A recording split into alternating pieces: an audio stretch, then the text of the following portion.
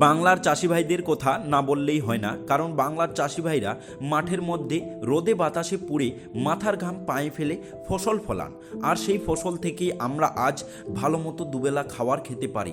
তার জন্য চাষি ভাইদেরকে প্রথমেই অসংখ্য ধন্যবাদ জানাই আমার চ্যানেলের তরফ থেকে। তাই চাষি ভাইদের কথা মাথায় রেখে চাষের উন্নতর জন্য মোদী সরকার একটি প্রকল্প চালু করে, যেই প্রকল্পের নাম হলো পিএম কিষাণ প্রকল্প। আর আপনারা পিএম কিষাণ প্রকল্পের 22তম কিস্তির টাকা ইতিমধ্যে অনেক চাষি ভাইদের ব্যাংক অ্যাকাউন্টে টাকা ঢুকে গেছে, আবার অনেক চাষি ভাইদের ব্যাংক অ্যাকাউন্টে এখনও কোনো রকম টাকা ঢুকেনি। তো যারা এখনও পর্যন্ত টাকা পাননি, তারা কী কারণের জন্য টাকা পাননি, আর কি করলে আপনাদের অ্যাকাউন্টে খুব তাড়াতাড়ি টাকা ঢুকে যাবে, আর এই টাকা কবেই আপনারা পাবেন, আমি আজকের ভিডিওর মাধ্যমে পুরো বিষয়টি ক্লিয়ারভাবে জানিয়ে দেব। তাই অনুরোধ করব ভিডিওটি আপনারা শেষ পর্যন্ত দেখবেন। পিএম কিষাণ প্রকল্পের টাকার কিস্তিগুলি কোন কোন মাসে আসে আমরা সবার প্রথমে এটি জানব। পিএম কিষাণ প্রকল্পের টাকা বছরে মোট 6,000 টাকা দিয়েই, যা 3 কিস্তিতে ভাগ করে দেওয়া হয়। প্রথম কিস্তি 6,000 টাকা, যেটি এপ্রিল থেকে জুলাই মাসের মধ্যে চলে আসে। 2 নম্বর কিস্তি 2,000 টাকা, যেটি টাকা আগস্ট থেকে নভেম্বর মাসের মধ্যেই আপনাদের ব্যাংক অ্যাকাউন্টে জমা পড়ে। 3 নম্বর কিস্তিও 2,000 টাকা, যেটি ডিসেম্বর থেকে মার্চ মাসের মধ্যেই আপনারা পেয়ে যান।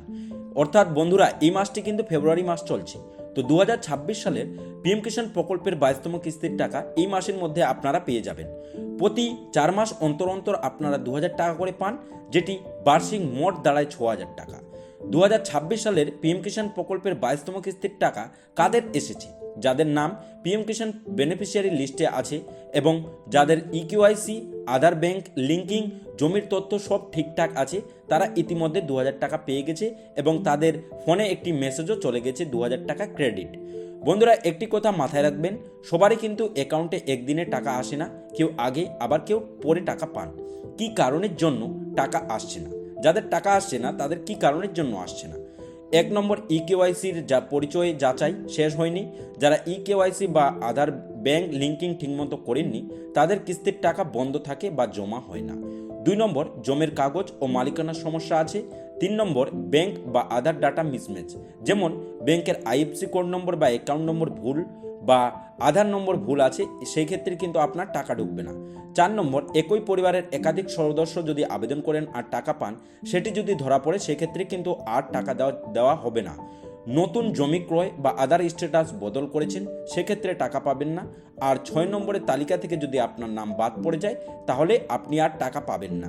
টাকা না এলে আপনারা কি করবেন?